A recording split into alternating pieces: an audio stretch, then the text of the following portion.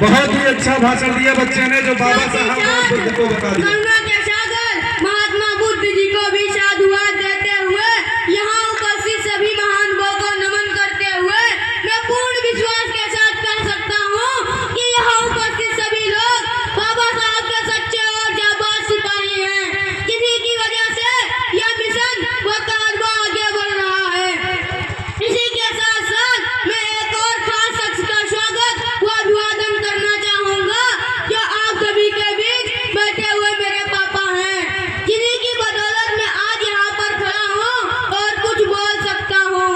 इन्हीं शब्दों के साथ मैं परम संत रविदास जी के जीवन पर कुछ शब्दों से प्रकाश डालना चाहूँगा कि जीवन का आनंद स्वाधीनता और साहस में है। जीवन का आनंद स्वाधीनता और साहस में है। ईश्वर भक्ति का रस आनंद के एहसास में है। परम संत रविदास जी के वचनों को अपनाएं, इनकी वाणी की गूंज पूरे विश्व के आकाश में है, पूरे विश्व के आकाश में है।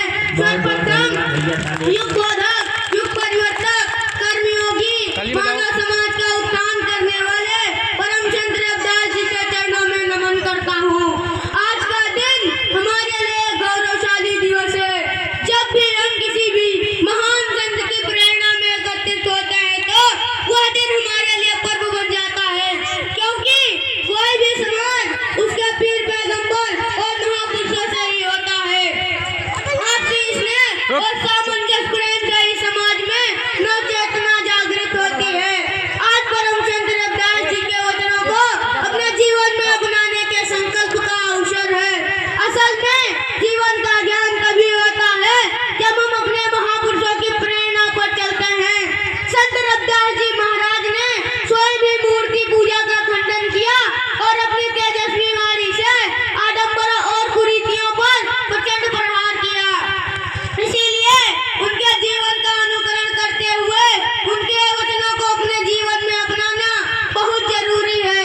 हम ऐसे धर्म का खंडन करते हैं जिसमें मानव को जातियों में बांटा जाता है। हमारे किस काम के वह देव स्थल जहाँ पर दर्द भाव की प्रबलता न हो कि खोटे सिक्कों के कभी दाम नहीं आते, खोटे सिक्कों के कभी दाम नहीं आते, नीम के पेड़ पर कभी आम नहीं आते। जिस मंदिर की नींव में भर दी गई होला से, जिस मंदिर की नींव में भर दी गई होला से, उस मंदिर में दर्शन देने कभी राम नहीं आते। बहुत धन्यवाद भैया।